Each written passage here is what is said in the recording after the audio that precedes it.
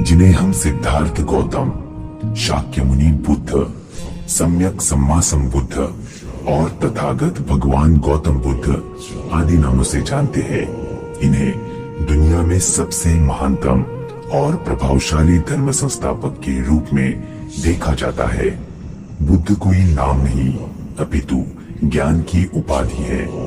बुद्ध शब्द का अर्थ है महाज्ञानी, जिन्होंने अपने ज्ञान के प्रकाश से संपूर्ण मानव जाति के कल्याण के लिए कार्य किया। ऐसे बुद्ध विश्व भर के महामानवों में सर्वोच्च स्थान पर विराजित है। तो आओ दोस्तों, आज हम सिद्धार्थ से सम्यक सम्मा संबुद्ध बनने की प्रेरणादायी कहानी को विस्तार से समझते हैं। 8वीं शताब्दी ये वो दौर था जब भारत में उत्तर वैदिक काल अपने समापन के करीब पहुंच चुका था। इस दौर में ब्राह्मणों और क्षत्रियों के बीच में श्रेष्ठता को लेकर संघर्ष छिड़ा हुआ था और समाज में कर्मकांड, यज्ञ याग और धार्मिक आडंबर अपने चरम पर पहुंच चुका था।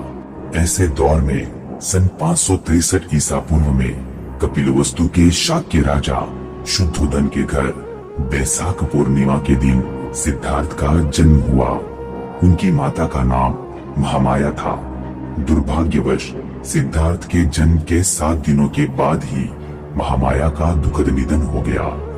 माता का छत्र गुम होते ही सिद्धार्थ का भरण पोषण उनकी मौसी तथा सौतेली माता महाप्रजापति गौतमी ने किया और इसी कारण सिद्धार्थ को सिद्धार्थ गौतम के नाम से जाना जाता है। सिद्धार्थ बचपन से ही मृदु स्वभाव के बालक थे। उनका मन करुणा और दया का स्रोत था। खेलों के दौरान कभी भी वे अपने प्रतिस्पर्धी को हारते हुए नहीं देख सकते थे, क्योंकि किसी का दुखी होना उनसे देखा नहीं जाता था। पिता शुद्धोदन इस बात को लेकर हमेशा चिंतित रहते थे, क्योंकि वे सिद्धार्थ को चक्रवर्ती सम्राट होते देखना चाहते थे, जबकि सिद्धार्थ का झुकाव केवल आध्यात्मिक विचार, वैराग्य और ज्ञान प्राप्ति की तरफ दिखाई दे रहा था। इसलिए राजा शुद्धोदन ने अपने पुत्र को सांसारिक बंधनों में बांधने का निर्णय लिया। सन 547 ईसा पूर्व में केवल 16 साल की उम्र में सिद्धार्थ का विवाह यशोधरा नामक सुंदर कन्या के साथ करवा दिया गया। समस्त भोगों से युक्त वातावरण और ऐहिक सुखों से परिपूर्ण जीवन जी रहे सिद्धार्थ और यशोधरा को कुछ ही सालों के पश्चात एक पुत्र प्राप्त हुआ, जिसका नाम राहुल रखा गया। दुनिया के दैन्य और दुखों से अनभिज्ञ सिद्धार्थ कपिलवस्तु के उत्तराधिकारी और पितृ इच्छानुरूप चक्रवर्ती सम्राट बनने के रास्ते पर बढ़ ही रहे थे कि सिद्धार्थ के जीवन में घटित एक छोटी सी घटना ने उनके व्यक्तित्व को पूर्ण रूप से बदल कर रख दिया। एक दिन सिद्धार्थ नगर में घूमने के इरादे से रथ को लेकर निकल पड़े। उन्हें नहीं पता था कि ये रथ उन्हें दुनिया की सच्चाई से अवगत करवाएगा। महलों के वैभव में पले इस राजपुत्र ने पहली बार अपनी प्रजा का दारिद्र्य देखा। एक बीमार इंसान के जीर्ण शरीर की अवस्था को महसूस किया। मरणासन्न अवस्था में पहुंचे एक बूढ़े इंसान की यातना को करीब से जाना और अंत यात्रा में रोते बिलखते परिजनों के दुख को समझा। दुनिया को अकंठ दुखों में गिरा देख सिद्धार्थ के मन में वैराग्य की भावना ने कुछ इस प्रकार से घर बना लिया कि मात्र 29 वर्ष की आयु में सिद्धार्थ ने गृह त्याग करने का निर्णय ले लिया। भारी बरसात की रात अपनी प्रिय पत्नी यशोधरा और अपने पुत्र राहुल को सोई अवस्था में छोड़कर सिद्धार्थ ने संसार को दुखों से मुक्त करने के लिए वन की तरफ प्रयाण किया। बौद्ध धर्म में इस घटना को महाबी निष्क्रमण कहा जाता है। अब एक राजपुत्र अपनी विलासिता को त्याग कर सन्यासी बन चुका था। सिद्धार्थ ने अपने संन्यास्त जीवन की शुरुआत सर्वप्रथम राजगृह नामक स्थान से की। इसी बीच उन्होंने 2 गुरु बनाए और उनके माध्यम से योग साधना और ध्यान साधना की शिक्षा प्राप्त की। लेकिन वो इन सब से संतुष्ट नहीं हुए, क्योंकि उन्हें अंतिम सत्य की अर्थात ज्ञान प्राप्ति की तलाश थी। फिर उन्होंने आत्मबोध का मार्ग चुना। अपने 5 सन्यासी मित्रों के साथ मिलकर उन्होंने पूर्णतः अन्न जल का त्याग करके आत्मक्लेश के माध्यम से ज्ञान प्राप्ति करने का निर्णय लिया। निर्णय कठोर था। अन्न जल के त्याग से उनका शरीर क्षीण होने लगा, बदन सूखकर कांटा हो गया। धीरे धीरे शरीर मूर्छित अवस्था में जाने लगा।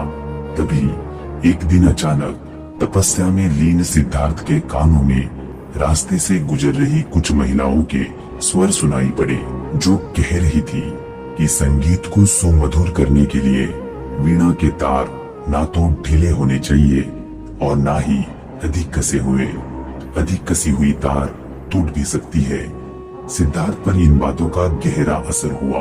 उन्होंने माना कि ज्ञान प्राप्ति के लिए शरीर ही एकमात्र साधन है और उसी साधन को कष्ट देकर हम आत्मबोध नहीं कर सकते।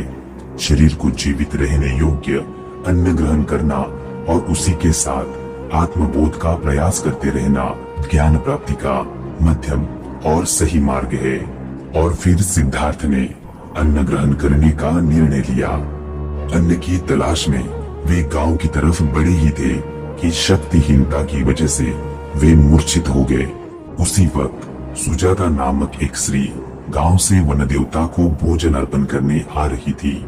उसने कंकाल के भांति दिखने वाले सिद्धार्थ को देखा और अपने पास का भोजन उन्हें खिलाया, जिससे सिद्धार्थ के शरीर में थोड़ी ऊर्जा आ गई। सिद्धार्थ के मित्रों ने जब सिद्धार्थ को भोजन करते देखा तो उन्होंने सोचा कि सिद्धार्थ अब ज्ञान प्राप्ति के मार्ग से भटक चुके हैं, जिस कारण वे सभी मित्र सिद्धार्थ को छोड़कर चले गए।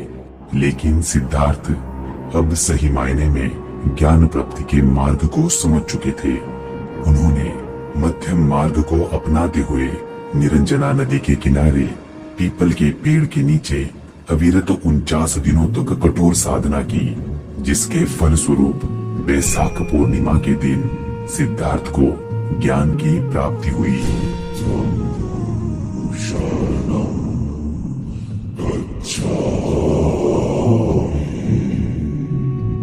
बोधि वृक्ष की छाया में सिद्धार्थ के चेहरे से ज्ञान का तेज झलक रहा था। केवल 35 वर्ष की आयु में सिद्धार्थ बुद्ध बन गए। जिस स्थान पर सिद्धार्थ को ज्ञान की प्राप्ति हुई, वो स्थान बोध गया के नाम से जाना जाने लगा। ज्ञानी बुद्ध अब सारनाथ चले गए। वहां पर उन्होंने अपने पहले 5 शिष्यों को धम्म का उपदेश दिया। बौद्ध धर्म में इस उपदेश को धम्म चक्र प्रवर्तन के नाम से जाना जाता है। अपने उपदेश में भगवान बुद्ध कहते हैं कि मेरे धम्म का कर्मकांड, यज्ञ याग, आत्मा और परंपरागत ईश्वर आदि संकल्पनाओं से कोई संबंध नहीं है। केवल मानवता ही मेरे धम्म का केंद्र है। मानव जो दुख, दैन्य और निराशा से घिरा हुआ है, उसे दुखों को दूर करने का मार्ग दिखाना ही मेरे धम्म का असली मकसद है। अपने इन उपदेशों को आम लोगों तक पहुंचाने के लिए भगवान बुद्ध ने पाली इस लोक भाषा का माध्यम के रूप में इस्तेमाल किया, जिसके कारण अनेकों लोग धीरे धीरे बौद्ध धर्म से जुड़ने लगे। उन्होंने अपने उपदेशों के माध्यम से 4 आर्य सत्य, अष्टांग मार्ग और पंचशील के माध्यम से बौद्ध धर्म के पालन की शिक्षा दी।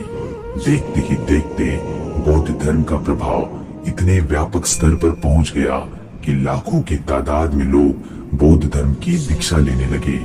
बड़े बड़े राजा और महाराजा भी उनके शिष्य बनने लगे। शिष्यों की संख्या बहुत बढ़ने पर उन्होंने बौद्ध संघ की स्थापना की। आनंद बुद्ध के प्रिय शिष्य थे। वे अक्सर आनंद को संबोधित करके ही अपना उपदेश दिया करते थे। आनंद के आग्रह पर ही भगवान बुद्ध ने स्त्रियों को बौद्ध संघ में प्रवेश की अनुमति दे दी। उनकी सौतेली माता महाप्रजापति गौतमी को सर्वप्रथम बौद्ध संघ में प्रवेश का सम्मान मिला। भगवान गौतम बुद्ध ने जनहित के लिए अपने धम्म प्रचारकों को देश विदेशों में जाने का आह्वान किया और अल्प समय में ही बौद्ध धर्म भारत का प्रमुख धर्म बन गया। आखिरकार सन 483 ईसा पूर्व में बैसाख पूर्णिमा के दिन भगवान गौतम बुद्ध ने 80 साल की उम्र में कुशीनगर स्थान पर अपने प्राणों को त्याग दिया। बौद्ध धर्म में इस घटना को बुद्ध के महापरिनिर्वाण के नाम से जाना जाता है। यहाँ पर एक बात ध्यान आकर्षित करती है कि बुद्ध का जन्म, बुद्ध की ज्ञान प्राप्ति और बुद्ध का महापरिनिर्वाण सभी बैसाख पूर्णिमा के दिन ही हुए थे और इसीलिए इस पूर्णिमा को बुद्ध पूर्णिमा के रूप में मनाया जाता है। भगवान बुद्ध के महापरिनिर्वाण के पश्चात भी बौद्ध धर्म के प्रचार और प्रसार का कार्य अविरत जारी रहा। अशोक जैसे चक्रवर्ती सम्राटों ने बौद्ध धर्म के प्रचार और प्रसार में अपनी अहम भूमिका निभाई।